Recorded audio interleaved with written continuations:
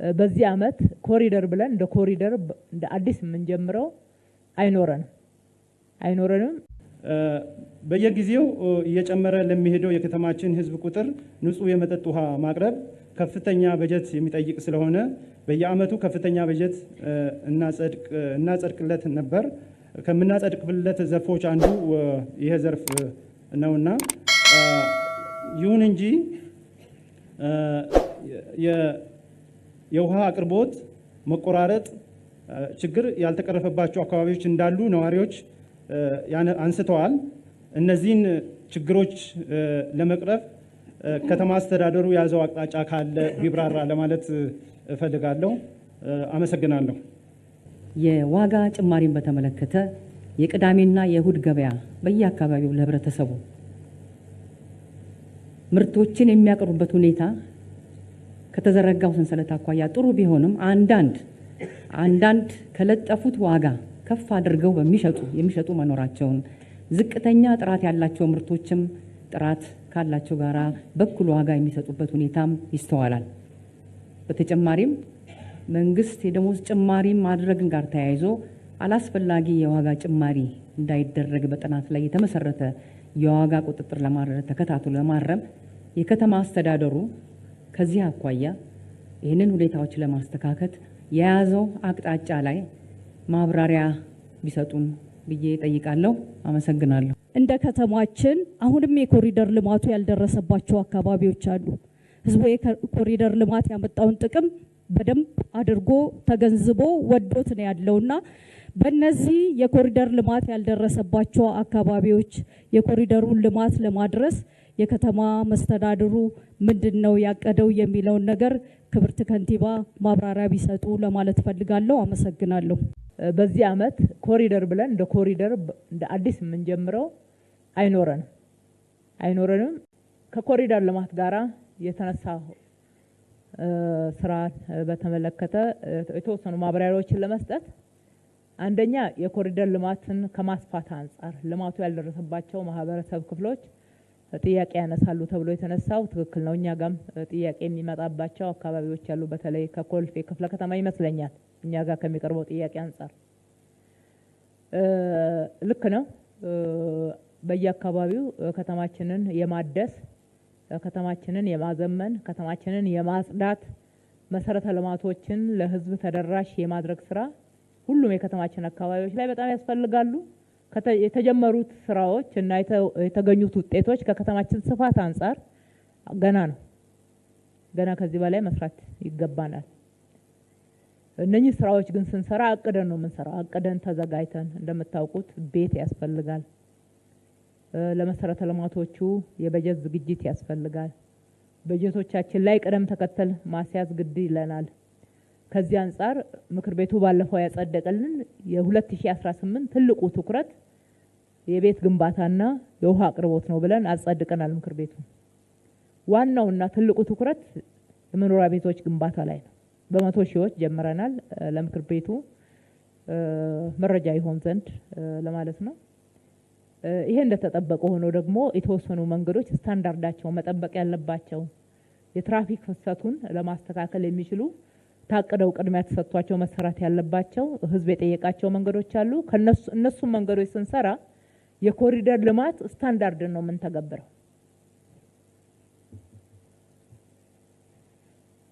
ይቅርታ፣ የኮሪደር ልማት ስታንዳርድ በአዳዲስ መንገዶቻችን ላይ የሳይክል መንገድ በሚያስፈልግበት ቦታ የሳይክል መንገድ፣ የእግረኛ መንገድ መስፋት፣ የተሽከርካሪ መንገዶች ስፋታቸውን ጠብቀው ለዛሬው ችግር ማስተንፈሻ ብቻ ሳይሆን ከዘላቂ ልማታችን አንፃር ግብአትን የሚያመጡ ሆነው እንዲገነቡ እናደርጋለን። ሁሉም ባንዴ ግን መጀመር አንችልም።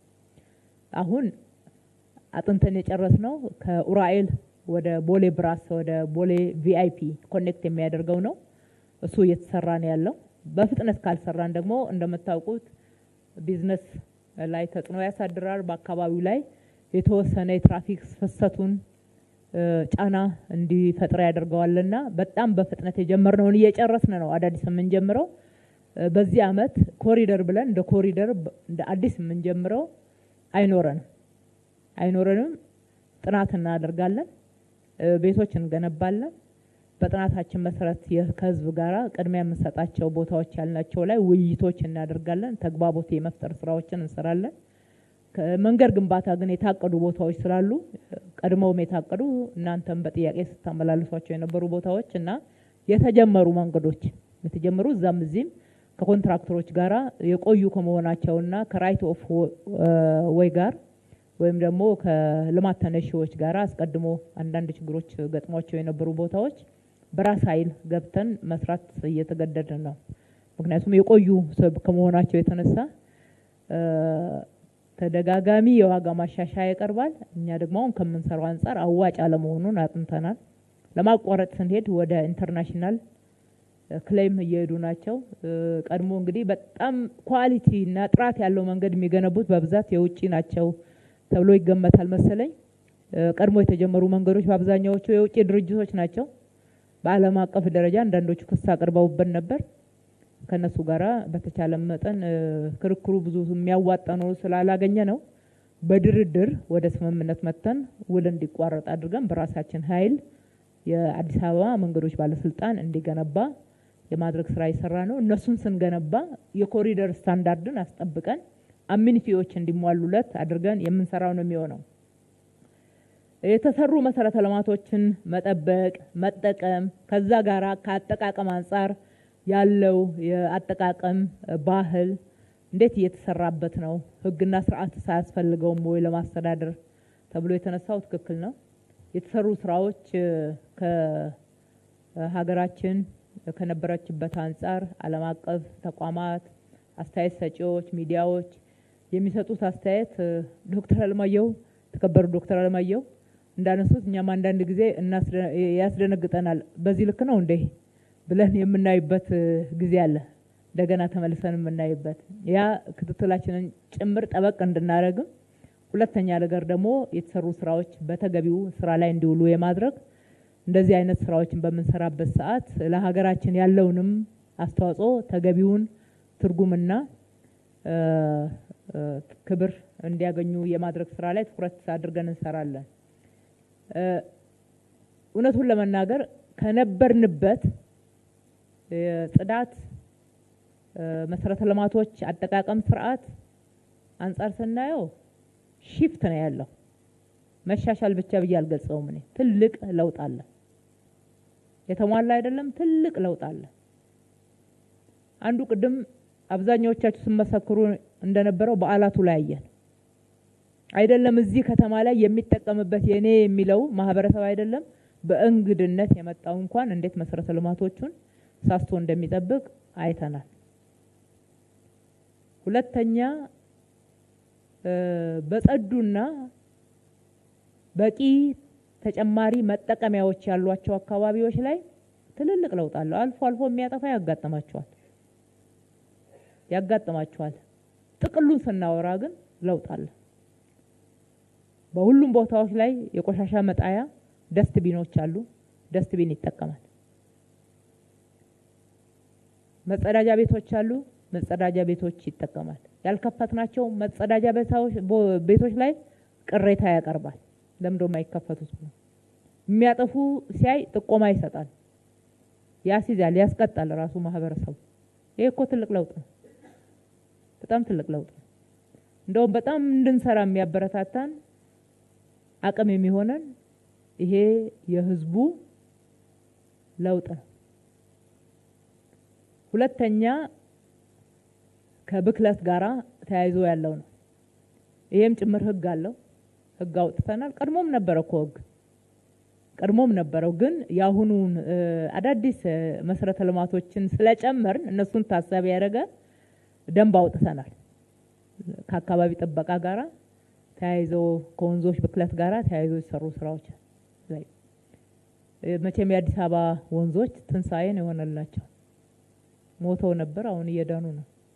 ሞተውም ይገሉ ነበር። ብዙ በጤና ጠንቅ ህይወታቸው የሚያልፉ ሰዎች እንግዲህ ቤት ይቁጠረው። እነ ዶክተር ዮሐንስ መረጃው በመጠኑ አላቸው ብለን እናስባለን ሲሰጡንም ስለነበረ። በተጨማሪ በጎርፍ ምክንያት በየክረምቱ የሚጠቃው ህዝብም እንደዚሁ ቀላል አልነበረም። በእሳት አደጋም በተመሳሳይ ሁኔታ እዛ አካባቢ ትንሽ ከከተማው ፕላን ውጪ የተገነቡ ከመሆናቸው አንፃር ለነኚህ ሁሉ ይዳረጉ ነበር።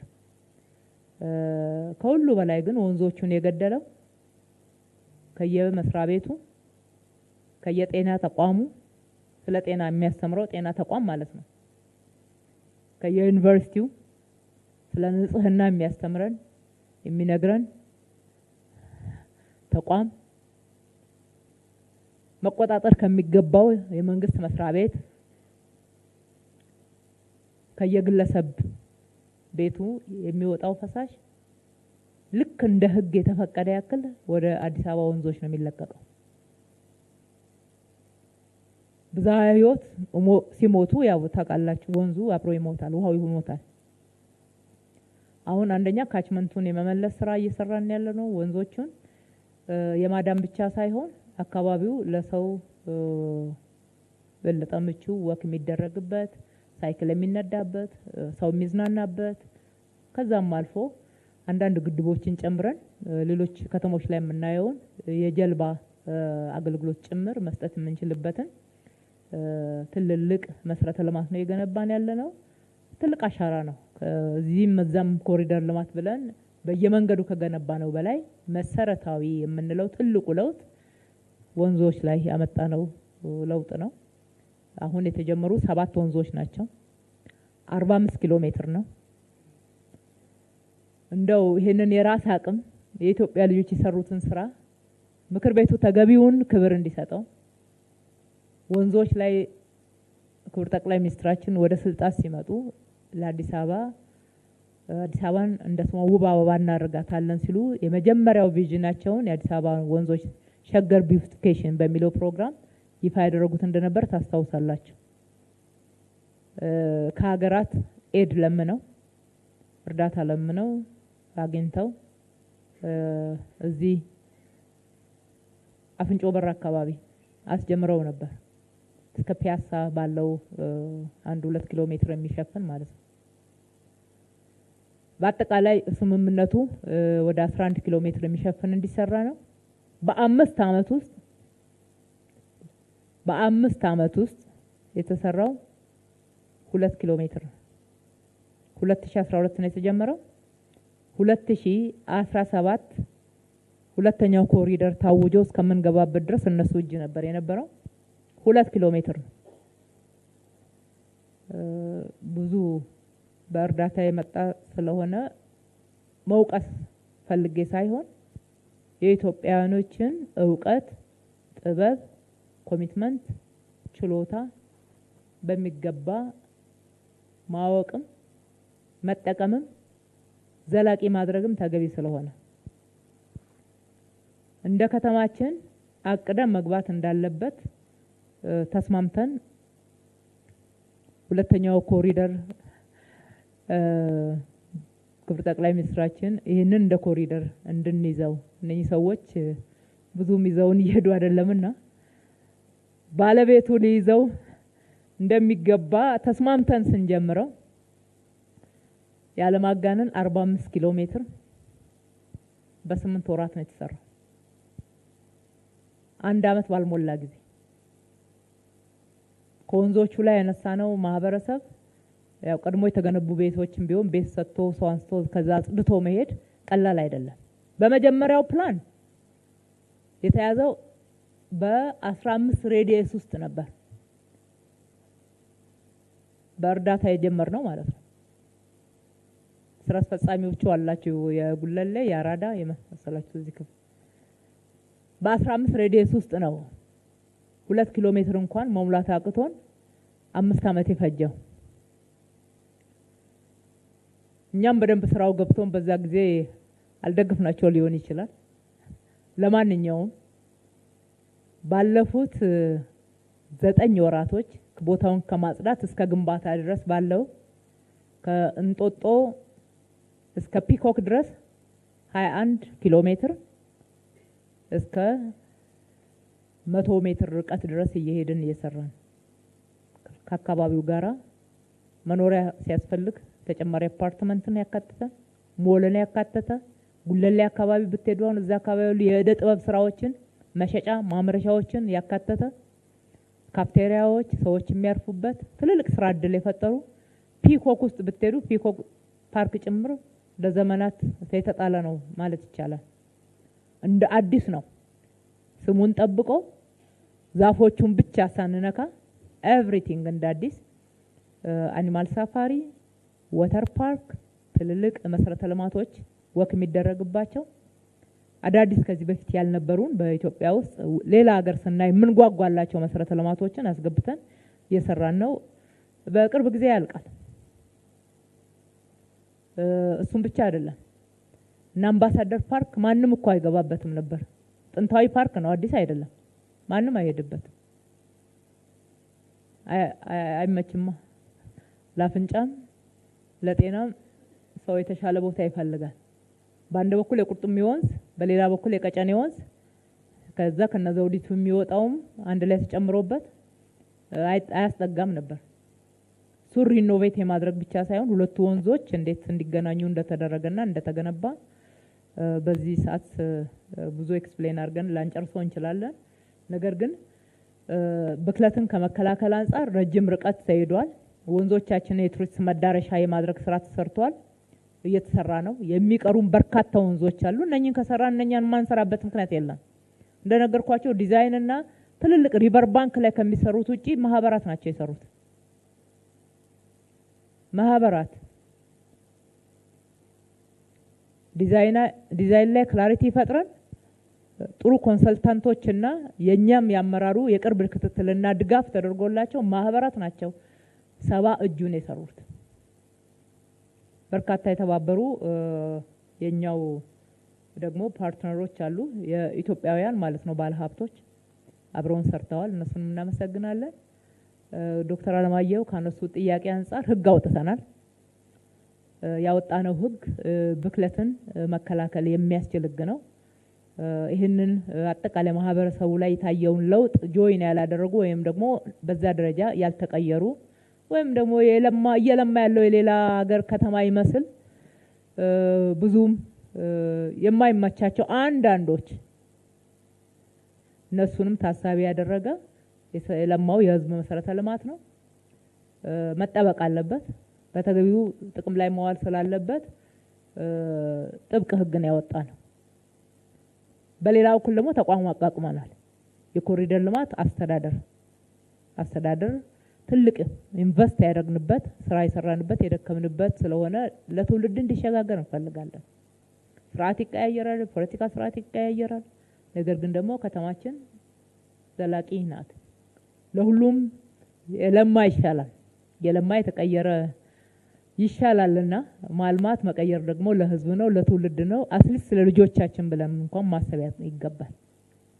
ስንሰራ እነኚህን መሰረተ ልማቶች መጠቀም ላይ ጥፋት ሲደርስ ሲሪየስ የሆኑ ቅጣቶች እንጥላለን። ይሄ ይቀጥላል ተጠናክሮ። አሁን በተለይ መስሪያ ቤቱ ከተቋቋመ በኋላ የአረንጓዴ ልማት ቢሮን፣ የአካባቢ ጥበቃ ባለስልጣንን፣ የውሃና ፍሳሽ ባለስልጣንን የበርካታ ባለድርሻ አካላትን ባካተተ መንገድ በተደራጀ መንገድ ተቋማቱ በጋራ የሚሰሩበት የአሰራር ስርዓትም በዚሁ ልክ ተዘርግቷል ማለት ነው። ሁሉም ኃላፊነቱን መወጣቱን እንደተጠበቀ ሆነው በጋራ ደግሞ የሚሰሩትን ተጠናክሮ ይቀጥላል። አዳዲስ ወንዞች ማልማታችን አይቋረጥም። በዚህ አመትም ይቀጥላል እሱ አዳዲስ ወንዝ። ምክንያቱም ከዛ የሚወጣው ፍሳሽ አንደኛ የከተማውን ነዋሪ የሚበክል ጤናን የሚጎዳ ነው። ሁለተኛ ነገር ደግሞ የአካባቢ ለብዙ ልማት መዋል እየቻለ በዚህ ሁኔታ መባከንም ስለሌለበት እሱ የሚቀጥል ነው የሚሆነው። ገበያችንንም ያሳድጋል፣ ቱሪዝምን ያሳድጋል፣ የሀገርንም ክብር ከፍ ያደርጋል። በዛ ደረጃ ታሳቢ አድርገን ነው እየሰራን ያለ ነው። የተከበራችሁ የምክር ቤት አባላት እነኚህን ለመረጠን ማህበረሰብ የከተማ አስተዳደሩን አስፈጻሚ ጥሪ መጠበቅ አያስፈልግም።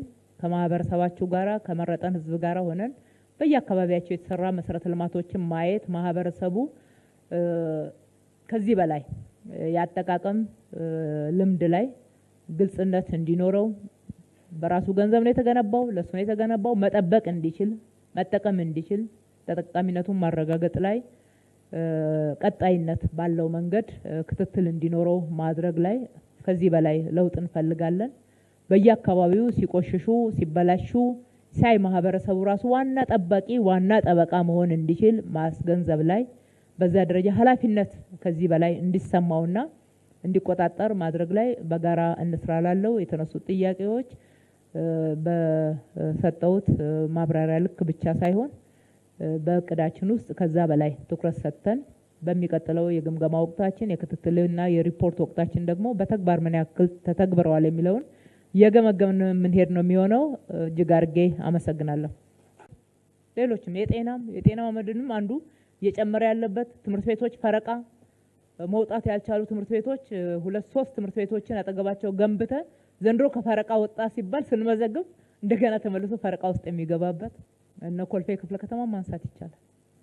የሰራነው የትምህርት ቤት ብዛትና ተመልሶ ወደ ፈረቃ የሚገባበት አግባብ እንዲሁም አሁን ያነሳቸዋቸውን አገልግሎቶች እንደ መንግስት እንደ ሀገር መነጋገርና ሁሉም ቦታ ሰፊ የስራ እድል የሚፈጠርባቸው ሰፋፊ ከተሞች ሰው እንግዲህ ከተሜነትን ማስቆም አንችልም።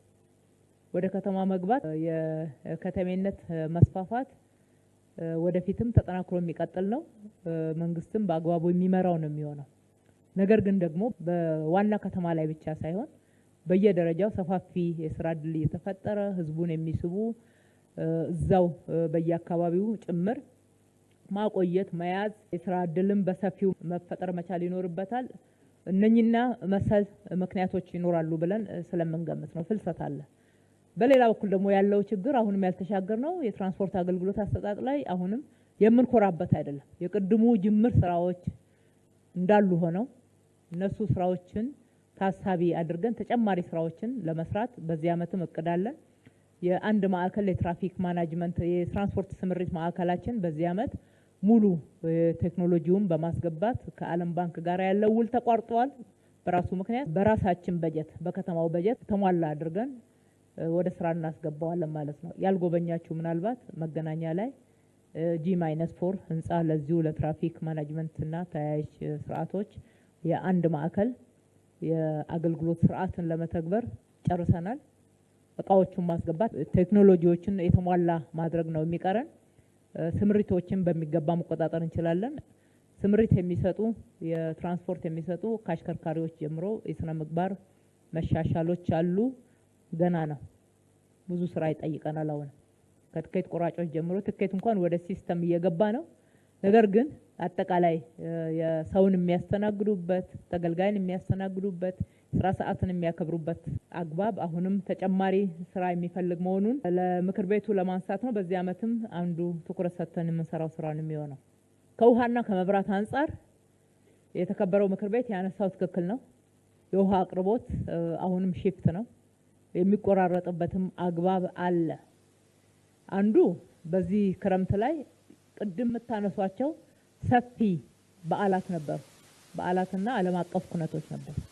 ሰፊ እንግዶችን የተቀበልንባቸው አካባቢ ወደ ሺፍት በዛ ሳምንት እንዳይገቡና ያለማቋረጥ ማግኘት እንዲችሉ የሁላችንም ኃላፊነት ነው።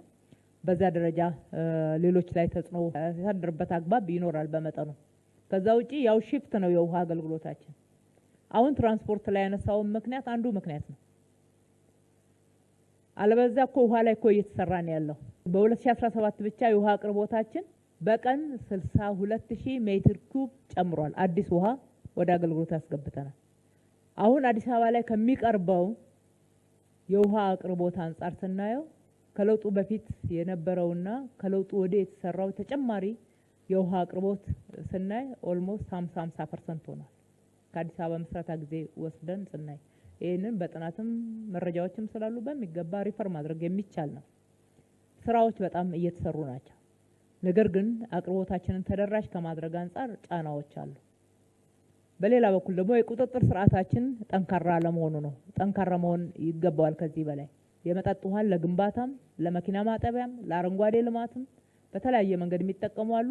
ከተማ አስተዳደሩ በርካታ ፍሳሽ ማጣሪያ ማዕከላትን ገንብቷል። ከዛ ነው መጠቀም መቻል ያለባቸው። አሊያም አንዳንድ ፋብሪካዎችና ትልልቅ ተቋማት የመጠጥ ውሃን ሳይሆን የጉድጓድ ውሃ መቆፈር አለባቸው። የውሃና ፍሳሽ ባለስልጣን ፍቃድ ይሰጣል። በዛ አግባብ መጠቀም አለባቸው። ይህንን መተግበር ላይ ያሉ ክፍተቶች አሉ። የውሃ አጠቃቀም ብክነት ተጨማሪው ጫና ነው ማለት ነው። እንግዲህ በዚህ ዓመትም ተጨማሪ የውሃ ፕሮጀክቶች እየሰራን ያለ ነው። ልክ እንደ 2017 ከ60 ሺህ ሜትር ኩብ በላይ በዚህ ዓመትም አዳዲስ የውሃ አቅርቦትን በቀን እንጨምራለን። ከዛ ባለፈ በመካከለኛ ጊዜ ለህዝቡ ተስፋ የሚሰጡ ስራዎች እየተሰሩ ነው ያሉት። ከጭቋላና ከገርቢ ባለፈው ምክር ቤቱ ባጸደቀልን በጀት መሰረት ወደ 173 ሺህ ሜትር ኩብ በቀን መጨመር የሚችል በሚቀጥለው በጀት ዓመት ብቻ የሚያልቅ አይደለም፣ መካከለኛ ጊዜ ውስጥ በተሟላ ሁኔታ መቅረብ የሚችል ነው። የገርቢ ግድብ ስለሆነ ትንሽ ጊዜ ይወስዳል። ጭቋላ 100 ሺህ ሜትር ኩብ የሚያመርተው ወደ 140 የሚሆኑ ጉድጓዶች ናቸው። እነሱ ወደ ተግባር ይገባሉ። የረጅም ጊዜ እቅድም ከዚህ በፊትም ለምክር ቤቱ እንደገለጽኩት ተጠንቶ በግልጽ ስራ ላይ እንዲውል ጸድቆ በእጃችን ነው ያለው። የፋይናንስ ማፈላለግ ስራ ላይ ነው ያለ ነው። ወደ 1.1 ሚሊዮን ሜትር ኩብ በቀን ማቅረብ የሚችል ነው። የአለልቱ ጅዶና የሲቢሉ ውሃ ማለት ነው። እነሱ ሁለቱን ማስገባት ከቻልን የአዲስ አበባ የውሃ አቅርቦት በመሰረታዊነት ሊፈታ የሚችል ነው። የአጭር ጊዜ እቅድ አለን፣ የመካከለኛ ጊዜ እቅድ አለን፣ የረጅም ጊዜ እቅድ አለን። እነኚህን በተግባር በመዋል ችግሩን መፍታት ይቻላል። ነገር ግን ከአጠቃቀምና ተጨማሪ አቅርቦትን የሚፈልጉ ተገቢ ያልሆኑ ጫናዎች ደግሞ በአንድ በኩል በመሰረታዊነት ችግሩን ለመቅረፍ እየተሰሩ መሄድ አለባቸው። ከጤና አንጻር የተነሱ ጥያቄዎችን አጠር አድርጌ ለመመለስ ያክል እንግዲህ ጤና ላይ ጠያቂውም እንዳነሱት በርካታ ስራዎች ተሰርተዋል። ልክ ሌሎቹ መሰረተ ልማቶች ላይ እንዳነሳሁት አንዱ ትኩረት የሰጠነው ለጤና ነው። አንደኛ አዲስ አበባን የሜዲካል ቱሪዝም ማዕከል ከማድረግ አንጻር፣ ሁለተኛ ህዝባችን ተገቢው የጤና ተደራሽነትና ጥራት ያለው የጤና አገልግሎት እንዲያገኝ ከማድረግ አንጻር እነኚህን ትኩረት አድርገን እየሰራን ያለ ነው። ጤና ጣቢያ ሁሌ ይጠየቃል በዚህ ምክር ቤት። ዛሬ ብቻ አይደለም፣ በተደጋጋሚ ሁሉም ወረዳዎች ጤና ጣቢያ ሊኖራቸው እንደሚገባ ታሳቢ ያደረገ ጥያቄ ከህዝቡ ይነሳላቸዋል። እኛም ማብራሪያ እንሰጣለን። በስታንዳርድ እንሂድ፣ አገልግሎቱን ብናልቅ ነው የሚሻለው። ሁሉም ጋር የማዳረስ አይነት በውድድር መንፈስ ከምንመለከተው ይልቅ ጎረቤት ወረዳ ላይ ሁሉንም ማህበረሰብ ማዕከል ያደረገ ጤና ጣቢያ ካለ እሱን አገልግሎቱን ሰፊና ጥራት ያለው በማድረግ ተደራሽነቱን ከፍ ብናደርገው ይሻላል ነው እያልን ያለ ነው። ከዓለም የጤና ድርጅት ስታንዳርድ አንጻር አዲስ አበባ የጤና ተደራሽነትን አሟልታለች። ከዛ አንጻር ከመዘን ነው። ነገር ግን ደግሞ ሚዛናችን እሱ ብቻ አይደለም። የህዝብ ጥያቄና ቅሬታ የሚነሳባቸውን በተገቢው መዝነን ምክንያታዊ ናቸው ያልናቸውን ደግሞ እየመለስን እየሄድን ስለሆነ በ2017 ብቻ 9 አዳዲስ ጤና ጣቢያዎችን አብዛኛዎቻችሁ ቋሚ ኮሚቴዎች አብረን የመረቅ ነው። እነኚህ በ2017 የጨረስናቸው 9 አዳዲስ ጤና ጣቢያዎች የመጀመሪያ ደረጃ ሆስፒታልን የሚመጥኑ ናቸው። የድሮውን አይነት ጤና ጣቢያ አልገነባንም። የወደፊት የከተማዋን እድገት የዛሬውንም ፍላጎት ታሳቢ ባደረገ መንገድ ነው። 4ቱ ነባር ጤና ጣቢያ በነበሩበት ያው ስላረጁ አፍርሰን በማስፋፊያ መንገድ ነገር ግን ሙሉ ለሙሉ አዲስ አድርገን የሰራ ነው። 5ቱ ጤና ጣቢያ ያልነበራቸው ወረዳዎች ብላችሁ እናንተ እዚህ ምክር ቤት ያነሳችኋቸውን መነሻ በማድረግ መቼም ካንዱ ወረዳ ሌላው ወረዳ ይሻላልና ቅድሚያ የሚሰጣቸውን ቅድሚያ ሰጥተን ምላሽ የሰጠን። ይሄ ብቻ አይደለም፣ 13 ጤና ጣቢያዎች በተሟላ ሁኔታ ታድሰዋል። የእድሳት ስራዎች የሪኖቬሽን ፈርሰው እንደ አዲስ የተገነቡት እንዳሉ ሆነው እንደገና ሪኖቬት ተደርገዋል። ይህም አሁን በጨረስነው በጀት ዓመት ነው። 4 ሆስፒታሎችን በማስፋፊያ ርዕስ ነገር ግን አዳዲስ ሆስፒታል ነው እየገነባን ያለ ነው። ማሳያ ዘውዲቱ እዚህ አጠገባችን አይደለም? ዘውዲቱ መታሰቢያ ሆስፒታል እንመልከተው። የቀድሞ ዘውዲቱ መታሰቢያ ሆስፒታል የአልጋው የቢልዲንጉ ግቢውን እንመልከተውና አሁን የተገነባውን እንየው። አዲስ ገነቡ ለመባል ወደ አዲስ መሄድ አልፈለግንም። ግቢው ምቹ ነው፣ ማዕከል ነው። ለመስቀል አደባባይ ለሚደረጉ ኩነቶች ለአንዳንድ ነገሮች ፈጣን ተደራሽ ሆስፒታል ነው። እሱን ሪኖቬት አድርገን ቀድሞ በሚሰጠው አገልግሎት ልክ ማስቀጠል ይቻላል። ነገር ግን ደግሞ ለህዝቡ አገልግሎት በጣም ማዕከል ስለሆነና ጥሩ ቦታ ላይ ስላለ እንደ አዲስ ነው የገነባ ነው። ግንባታ ብቻ አይደለም፣ ዘመኑ የሚጠቀማቸውን የሕክምና መሳሪያዎች ጭምር እያስገባን ነው፣ እያደራጀን ነው። በቅርብ ቀን ይመረቃል። ራስ ደስታም በዛ ልክ ነው። ዳግማዊ ምኒልክ በዛ ልክ ነው። ጥሩነሽ ቤጂንግን በዛ ልክ ነው የሰራ ነው። የምክር ቤት አባላት ፕሮግራም ይዛችሁ ምርቃቱ እስከሚደርስ ከምትጠብቁ አይታችሁ ለህዝብ በሚገባ ተስፋ መስጠት ይገባል። ይሄም ብቻ አይደለም። የኮልፌ ቤተል መንዲዳ ሆስፒታልና የንፋስ ስልክ ላፍቶ ሆስፒታል በሀገራችን የመጀመሪያዎቹ ትልልቆቹ ሆስፒታል ይሆናሉ ብለን እናስባለን። ሪፈራል ሆስፒታል ናቸው፣ ተርሸሪ ናቸው። እነሱን በመንግስት በጀት ብቻ ፋይናንስ ማድረግ መሳሪያዎቹን ከባድ ሆኖ ስላገኘ ነው፣ ወይም ደግሞ ስለሚዘገይ በግልና የመንግስት አጋርነት በዓለም አቀፍ ደረጃ አገልግሎት የሚሰጡ ተቋማትን ጋብዘን አንደኛ ሕክምና መሳሪያ ማምጣት ላይ፣ ሁለተኛ ደግሞ የአገልግሎት አሰጣጥን ማዘመን ከሀገራችን የሚወጣውን ለሕክምና የሚወጣውን ገቢ ሀገር ውስጥ ለመያዝ እነኚህ ከተማችን ላይ የሚኖሩ የውጭ ዜጎች ዲፕሎማቶች በውጭ ምንዛሬ ገቢ የሚያገኙ እዚህ መታከም የሚችሉበትን የሕክምና ስታንዳርድ አቅደን እየሰራን ነው እነኚህ ሁለቱ ሆስፒታል ላይ። ይህም ብቻ አይደለም፣ የግሉም እኮ እየሰራ ነው። የግሎቹም እየሰሩ ነው፣ እየደገፍናቸው ነው። በመሬት አቅርቦት ብቻ ሳይሆን በሌሎች አገልግሎታቸውን እንዲያልቁ ማድረግ የሚችሉበት አግባብ በሚኖርበትና እቅድ ሲይዙ እሱን ደግፈን አዳዲሶችም ደግሞ ከዓለም ላይ መጥተው ከተማችን ላይ መገንባት እንዲችሉ ዲያስፖራዎች መገንባት እንዲችሉ አስተናግደናል። የውጪ ሕክምና ማዕከላትም አዲስ አበባ ላይ ተስተናግደዋል። ከፊታችን አዲስ አበባን የሜዲካል ቱሪዝም ማዕከል ለማድረግ የሚያስችሉ ተጨባጭ የሆኑ ስራዎች ተጀምረዋልና ውጤታማ እንደሚሆኑ ምንም ጥርጥር የለንም። ስለዚህ የተከበራቸው የምክር ቤት አባላት በዚህ ዓመት የምንጀምራቸው የጤና ጣቢያዎች አሉ፣ የምናድሳቸውም አሉ። እሱ እንደተጠበቀ ሆኖ ግን በሁሉም ጋር በአንድ ጊዜ ይቀየር የሚለው እንግዲህ ነጮቹ ሮም በአንድ ጀንበር አልተገነባችም ይላሉና ቅደም ተከተል ስራችንን ማስያዝ እንደ ችግሩ ሁኔታ ቅድሚያ ሰጥተን መሰራት የሚገባቸውን የሰራን አገልግሎት ማላቅ ደግሞ ትልቅ ትኩረት የተሰጠው ጉዳይ ነውና ይሄንን እኩል ብንይዘው ጥሩ ነው የሚሆነው። ከስራ እድል አንጻር እንግዲህ አዲስ አበባ ሌሊትና ቀን የምትሰራ ከተማ ሆናለች። እስከ ማታ ተነግዳለች፣ እስከ ምሽቱ 3 ሰዓት ተኩል ድረስ ሌሊቱን ሙሉ ትሰራለች። ይሄ ሁሉ ሰፊ የስራ እድል ካልፈጠረ ማን ነው እየሰራ ያለው? እየሰራን ያለነው እኮ አብዛኛውን ስራ በኢትዮጵያ ምርት ነው፣ በአገር ውስጥ ምርት ነው። ኢምፖርት የምናደርገው በጣም ትንሽ። ለምሳሌ መብራት ከወሰዳችሁ የመጀመሪያውን እነኚህ ስማርትፎኖች ኢምፖርት አደረግን። ከዛ በኋላ ኢንዱስትሪዎቻችን እንዲያመርቱት ነው ያደረግነው በሚገባ። መጀመሪያ ምዕራፍ ላይ ከተሰሩት ጋራ ምንም የተናነሰ ነገር የላቸው። ጥቃቅን ነገሮች ሲያጋጥሙም ራሳቸው እየተማሩበት እያረሙ እንዲሄዱና የሀገር ውስጥ አቅምን የመገንባት ስራ ላይ ትኩረት አድርገን ነው እየሰራን ያለነው። ይሄ ሁሉ ሰፊ የከተማ ልማት ቀንና ሌሊት እየተሰራ ያለው የከተማ ልማት የኮሪደር ልማት እየተሰራ ያለው በአብዛኛው በማህበራት ነው። በየሰፈራቸው ነው የሚሰራው። እዩ፣ መቼ ነው የተደራጃችሁት? እንዴት ነው የተደራጃችሁት? አባሎቻችሁ ስንት ነው? በደንብ መጠየቅ፣ መርዳት፣ መረዳት፣ ማበረታታት ተገቢ ነው። ምን ከፍለው ገንዘብ ዲሴንትራላይዝድ በተወሰኑ ኮንትራክተሮች እጅ ብቻ እንዳይገባ ትኩረት አድርገን አስበንበት አቅደን ቁርጥ ዋጋ አጥንተን ግልጽ በሆነ መስፈርት ማህበራት ናቸው እየገነቡ ያሉት፣ ማህበራት ናቸው እየሰሩ ያሉት። ግንባታ ላይ ብቻ የተሳተፉትን እንዳትመለከቱ። አቅርቦቱን አምራች ማህበራት እነኚህ እዚህ ከተማ ላይ የምንጠቀማቸውን ግብአቶች አምርተው ያቀርባሉ። የሚገነቡት ደግሞ እሱን ተጠቅመው ይሰራሉ። ትስስሩ በጣም ግልጽ ነው። ግልጽ የስራ ትስስር፣ የገበያ ትስስር ፈጥረን ነው። እንደዛ ባይሆን ኖሮ ይሄ ሁሉ ፍጥነት አይኖርም። የጥራት ችግርም ሲያጋጥመው በጣም ክፍት ናቸው ለመማር ለማስተካከል፣ ከነሱ ከተሻሉትም ኮርጀው ለመተግበር ኢነርጄቲክ ናቸው። ይሄ በጣም ለሀገራችን ትልቅ ተስፋ የሚሰጥ ከተማችንንም ውጤታማ ያደረገ ነው።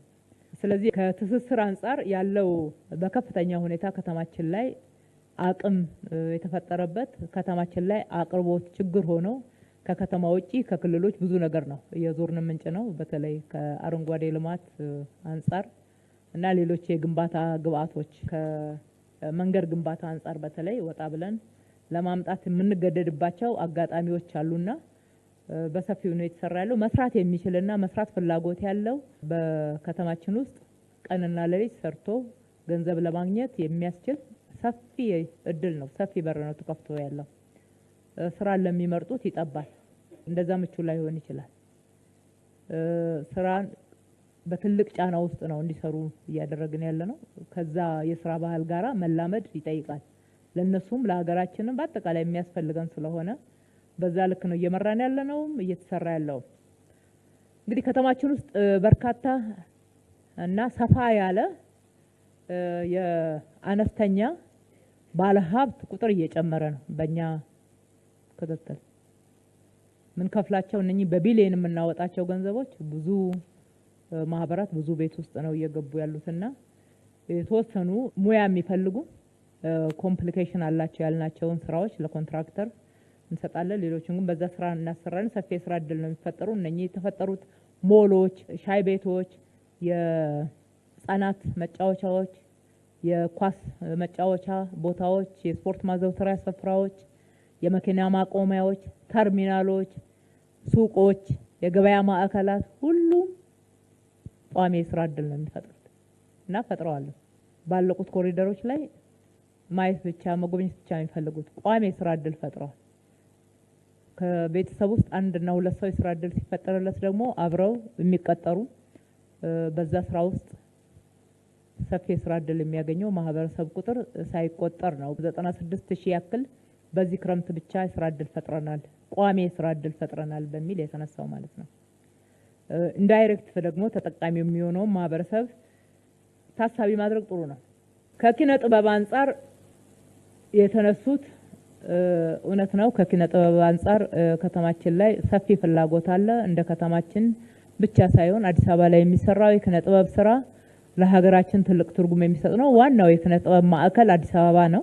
አዲስ አበባ በብዙ መንገድ መበርታትና ጥሩ ስራዎችን መስራት ይጠበቃል። ይህንን ታሳቢ ያደረገ ነው ስራ ስንሰራ የነበረው። በእነኚህ የለውጥ ዘመናት በልማት ስራዎቻችን ሁሉ ውስጥ ኪነ ጥበብን ዘንግተን አናውቅም። ከዚህ በፊትም ጥያቄ ተነስቶ ስለነበር በዝርዝር አንዳንድ መረጃዎችን መስጠት ያስፈልጋል ብዬ አስባለሁ።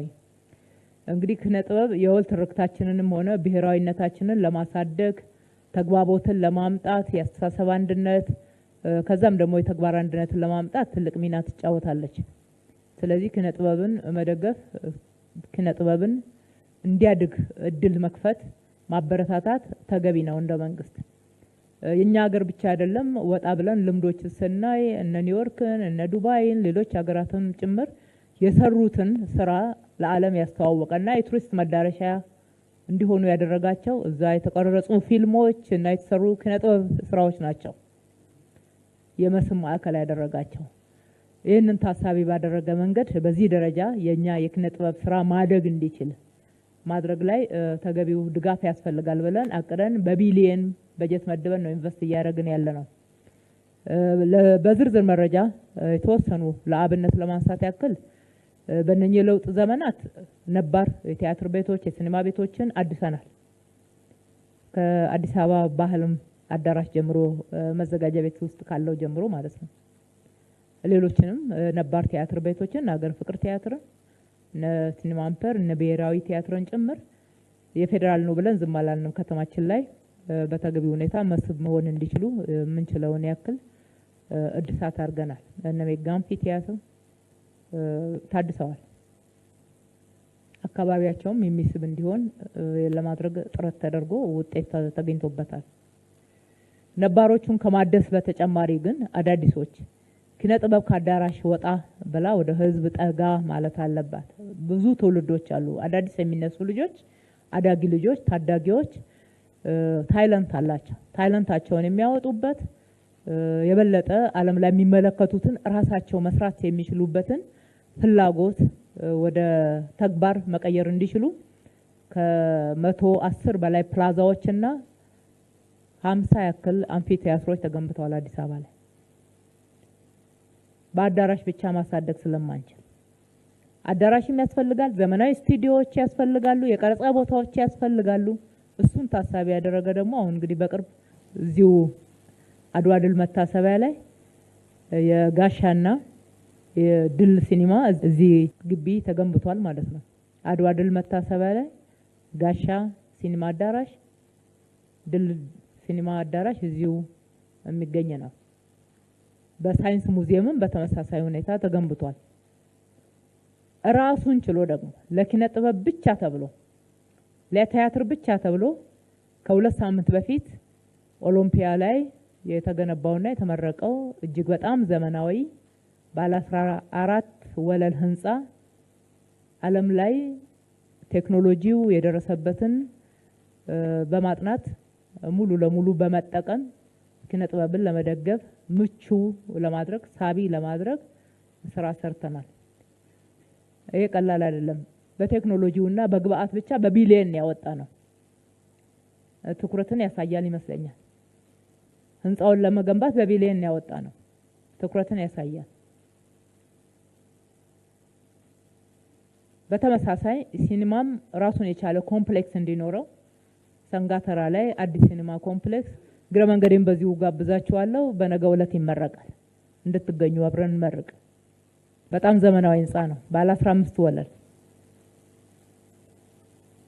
በርካታ ዘመናዊ የቴክኖሎጂ ግብአቶችን እንዲጠቀም አድርገናል። በቢሊየን ነው በጀት የመደብነው ለውስጡ ግብአትም ከውጪ ግንባታውንም ለመገንባት። የተገነቡበትንም ቦታዎች ተመልከቱ። አይከን የሆኑ የከተማችን ቦታዎች ላይ የተገነቡት። ሁለተኛው አደረጃጀታቸውን ማስተካከል ነው። መንግስት ቤት ውስጥ እነኚህ ተቋማት ተቀምጠው በሚገባ ሙያቸውን አውጥተው በነጻነት ሙያዊ ነጻነታቸውን ጠብቀው መስራት አስቸጋሪ ስለሚሆን በቢሮክራሲ አይን መመልከት ስለሌለብን ራሳቸውን የቻሉ አደረጃጀት እንዲኖራቸው አድርገናል። ሲኒማ ቤት ራሱን ችሎ አንድ ተቋም እንዲሆን፣ ቲያትር ቤቶች ራሳቸውን ችለው አንድ ተቋም መሆን እንዲችሉ የሙያዊ ነጻነታቸው ጠብቀው የበለጠ ራሳቸውን ማሳደግ እንዲችሉ እድል የሚፈጥር ነው። በአሰራርም ጭምር ተደግፈዋል።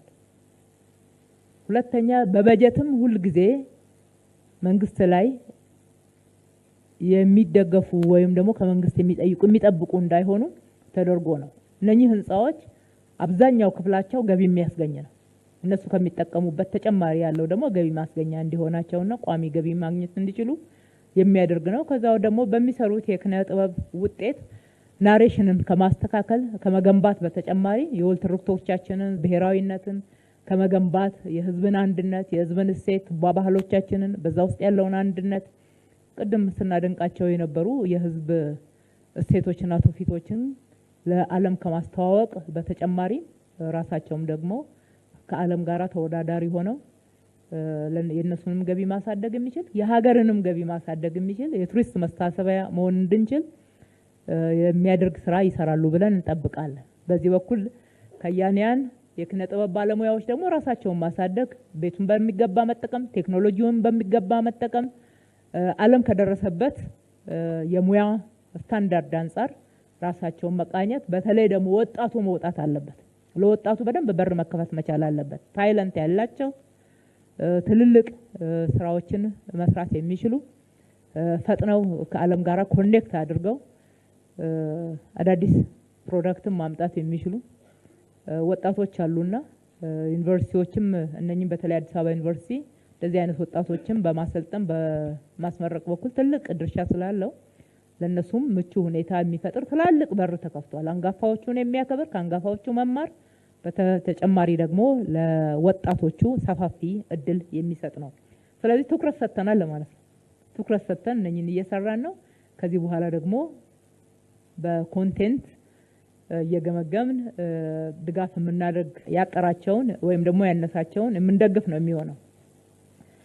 በመጨረሻ ከኮሪደር ልማት ጋራ የተነሳ ስራ በተመለከተ የተወሰኑ ማብራሪያዎችን ለመስጠት አንደኛ የኮሪደር ልማትን ከማስፋት አንጻር ልማቱ ያልደረሰባቸው ማህበረሰብ ክፍሎች ጥያቄ ያነሳሉ ተብሎ የተነሳው ትክክል ነው። እኛ ጋም ጥያቄ የሚመጣባቸው አካባቢዎች ያሉ በተለይ ከኮልፌ ክፍለ ከተማ ይመስለኛል እኛ ጋር ከሚቀርበው ጥያቄ አንጻር ልክ ነው። በየአካባቢው ከተማችንን የማደስ ከተማችንን የማዘመን ከተማችንን የማጽዳት መሰረተ ልማቶችን ለህዝብ ተደራሽ የማድረግ ስራ ሁሉም የከተማችን አካባቢዎች ላይ በጣም ያስፈልጋሉ። የተጀመሩት ስራዎች እና የተገኙት ውጤቶች ከከተማችን ስፋት አንጻር ገና ነው። ገና ከዚህ በላይ መስራት ይገባናል። እነኚህ ስራዎች ግን ስንሰራ አቅደን ነው የምንሰራው። አቅደን ተዘጋጅተን እንደምታውቁት ቤት ያስፈልጋል። ለመሰረተ ልማቶቹ የበጀት ዝግጅት ያስፈልጋል። በጀቶቻችን ላይ ቅደም ተከተል ማስያዝ ግድ ይለናል። ከዚህ አንጻር ምክር ቤቱ ባለፈው ያጸደቀልን የ2018 ትልቁ ትኩረት የቤት ግንባታና የውሃ አቅርቦት ነው ብለን አጸድቀናል። ምክር ቤቱ ዋናውና ትልቁ ትኩረት የመኖሪያ ቤቶች ግንባታ ላይ ነው። በመቶ ሺዎች ጀምረናል። ለምክር ቤቱ መረጃ ይሆን ዘንድ ለማለት ነው። ይሄ እንደተጠበቀ ሆኖ ደግሞ የተወሰኑ መንገዶች ስታንዳርዳቸው መጠበቅ ያለባቸው የትራፊክ ፍሰቱን ለማስተካከል የሚችሉ ታቅደው ቅድሚያ ተሰጥቷቸው መሰራት ያለባቸው ህዝብ የጠየቃቸው መንገዶች አሉ። እነሱም መንገዶች ስንሰራ የኮሪደር ልማት ስታንዳርድ ነው የምንተገብረው። በአዳዲስ መንገዶቻችን ላይ የሳይክል መንገድ በሚያስፈልግበት ቦታ የሳይክል መንገድ፣ የእግረኛ መንገድ መስፋት፣ ተሽከርካሪ መንገዶች ስፋታቸውን ጠብቀው ለዛሬው ችግር ማስተንፈሻ ብቻ ሳይሆን ከዘላቂ ልማታችን አንጻር ግብአትን የሚያመጡ ሆነው እንዲገነቡ እናደርጋለን። ሁሉም ባንዴ ግን መጀመር አንችልም። አሁን አጥንተን የጨረስነው ከኡራኤል ወደ ቦሌ ብራስ ወደ ቦሌ ቪአይፒ ኮኔክት የሚያደርገው ነው። እሱ እየተሰራ ነው ያለው። በፍጥነት ካልሰራን ደግሞ እንደምታውቁት ቢዝነስ ላይ ተጽዕኖ ያሳድራል። በአካባቢው ላይ የተወሰነ የትራፊክ ፍሰቱን ጫና እንዲፈጥር ያደርገዋልና በጣም በፍጥነት የጀመርነውን እየጨረስን ነው። አዳዲስ የምንጀምረው በዚህ አመት ኮሪደር ብለን እንደ ኮሪደር እንደ አዲስ የምንጀምረው አይኖረንም። ጥናት እናደርጋለን፣ ቤቶች እንገነባለን። በጥናታችን መሰረት ከህዝብ ጋራ ቅድሚያ የምንሰጣቸው ቦታዎች ያልናቸው ላይ ውይይቶች እናደርጋለን። ተግባቦት የመፍጠር ስራዎችን እንሰራለን። መንገድ ግንባታ ግን የታቀዱ ቦታዎች ስላሉ ቀድመውም የታቀዱ እናንተም በጥያቄ ስታመላልሷቸው የነበሩ ቦታዎች እና የተጀመሩ መንገዶች የተጀመሩ እዛም እዚህም ከኮንትራክተሮች ጋራ የቆዩ ከመሆናቸውና ከልማት ተነሺዎች ጋራ አስቀድሞ አንዳንድ ችግሮች ገጥሟቸው የነበሩ ቦታዎች በራስ ኃይል ገብተን መስራት እየተገደድን ነው። ምክንያቱም የቆዩ የአዳዲስ ክልሎች በጀት ድልድል ፍትሃዊነት ላይ ጥያቄ ቀረበ። የፌዴሬሽን ምክር ቤት የድጎማ በጀትና የጋራ ገቢዎች ጉዳይ ቋሚ ኮሚቴ ሪፖርት ለምክር ቤቱ ሲቀርብ የአዳዲስ ክልሎች በጀት ድልድል ፍትሃዊነት ጥያቄ አስነሳ። የ2017 ዓ.ም አፈጻጸም ሪፖርትና የ2018 ዓ.ም የፌዴሬሽን ምክር ቤት የስራ እቅድ ለምክር ቤቱ ሲቀርብ አዳዲስ ክልሎች በስራ ላይ ባለው የበጀት ድልድል ቀመር ተጎጂ እየሆኑ ነው በሚል በአንዳንድ የምክር ቤት አባላት ዘንድ ጥያቄ ተነስቶበታል። ቋሚ ኮሚቴው ባቀረበው የአፈጻጸምና የእቅድ ሪፖርት ላይ ጥያቄ ያነሱ የምክር ቤት አባላት ፍትሃዊ የበጀት ድልድል የሚያሰፍን አዲስ የድጎማ በጀት ድልድል ቀመር በስራ ላይ ማዋል አስፈላጊ መሆኑንም አያይዘው ገልጸዋል። ማክሰኞ መስከረም 27 ቀን 2018 ዓ.ም በዋለው የፌዴሬሽን ምክር ቤት 6ኛ የስራ ዘመን 5ኛ ዓመት አንደኛ መደበኛ ስብሰባ ለክልሎች የሚከፋፈለው በጀት አንዱ መከራከሪያ አጀንዳ ሆኗል። አዳዲስ ክልሎች አሁን በሚሰራበት የበጀት ቀመር በፍትሃዊነት እየተጠቀሙ አይደለም ከሚለው በተጨማሪ የፌዴራል የመሰረተ ልማት ግንባታዎች ፍትሃዊ ተደራሽነትና መጓተት ጉዳይ በአባላቱ ዘንድ ጥያቄ አስነስቷል። በጀትን በተመለከተ የምክር ቤቱ አባላት ለቋሚ ኮሚቴው ባነሷቸው ጥያቄዎች ይዘጋጃል የተባለው አዲስ ቀመር ለምን ዘገየ? የበጀት ቀመር ዝግጅት ላይ ክልሎች መሳተፍ የለባቸውም ወይ? እየተሰራበት ባለው የበጀት ቀመር አዳዲስ ክልሎች በቂ እውቅና አላገኙም። ከአጠቃላይ የሀገሪቱ በጀት እድገት አንጻር የክልሎች ድርሻ ዳግም ቢታይ በበጀት ቀመሩ መሰረት እስከ መቼ ነው የሚገባንን በፍትሃዊነት የምናገኘው የሚሉና ተያያዥ ጥያቄዎች ቀርበዋል። የበጀት አጠቃቀም ጉዳይንም የተመለከቱ ጥያቄዎች አባላቱ አንስተዋል። በሚኒስቴር መስሪያ ቤቶች የሚመደቡ በጀቶች በአግባቡ ስራ ላይ ስለመዋላቸው በቂ ክትትል ቢደረግበት እንዲሁም በየዓመቱ በጀት በመያዝ ስራ ከመስራት እኩል የበጀት አፈጻጸም ተገቢነት ኦዲት ቢካሄድ የሚሉ ጥያቄዎች ተንጸባርቀዋል።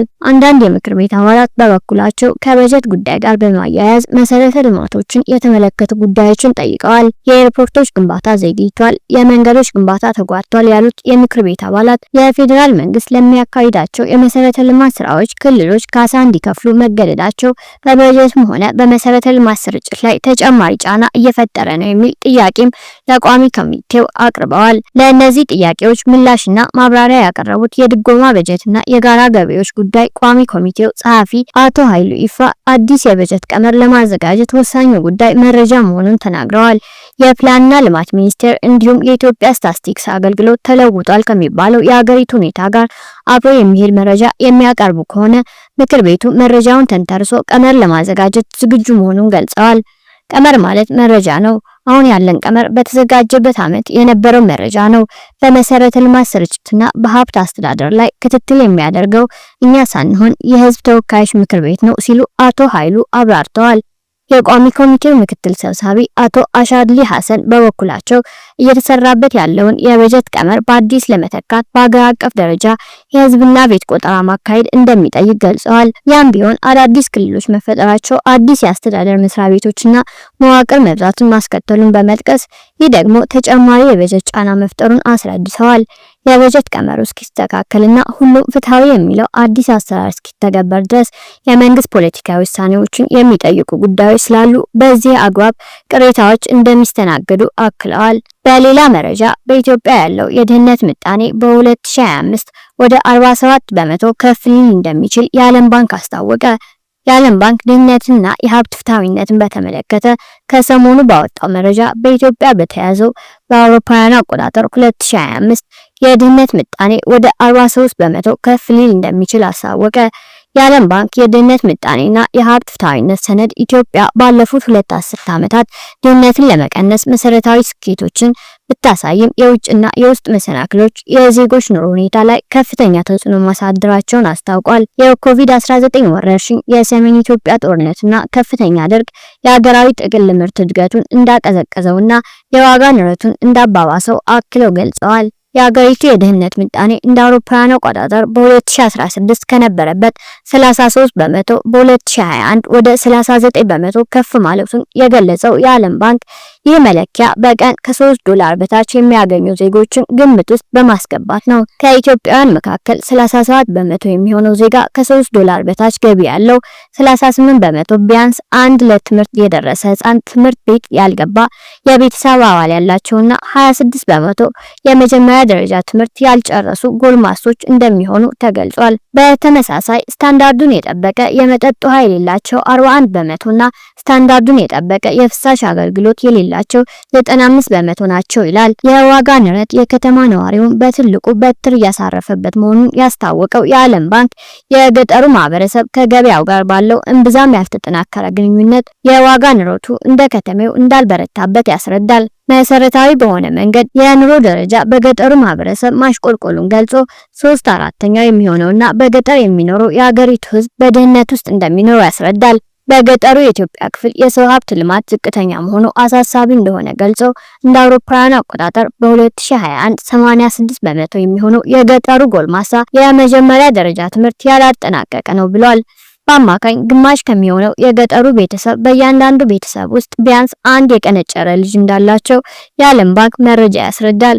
ሩብ የሚሆኑ ቤተሰቦች ደግሞ የከፋ መቀንጨር ያጋጠመው ልጅ እንዳላቸው አስታውቀዋል። በገቢ መጠን መለያየት ምክንያት የመንግስት አገልግሎቶችን ለማግኘት የጎላ ልዩነት መኖሩን ሲያብራራ ለአብነት የፍሳሽና ኤሌክትሪክ አገልግሎት የተሻለ ገቢ ያላቸው 20 በመቶ ኢትዮጵያውያን ዝቅተኛ ገቢ ካላቸው 20 በመቶ ኢትዮጵያውያን የተሻለ አቅርቦት እንዳላቸው ያስረዳል።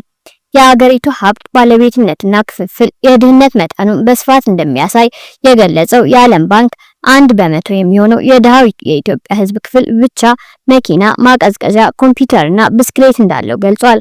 ከአጠቃላይ ሕዝብ መካከል የድህነት ምጣኔው 15 በመቶ በከተሜ ሲሆን 45 በመቶ ደግሞ የገጠሩ ማህበረሰብ ላይ እንደሆነ ያስረዳል። በሌላ በኩል ወንዶች 39 በመቶ፣ ሴቶች 38 በመቶ፣ ከ0 እስከ 14 ዓመት እድሜ ውስጥ ያሉ 45 በመቶ፣ ከ15 እስከ 64 እድሜ ውስጥ ያሉ ደግሞ 34 በመቶና ከ65 ዓመት በላይ ያሉት ደግሞ 27 በመቶ በድህነት ውስጥ እንደሚኖሩ ያስረዳል።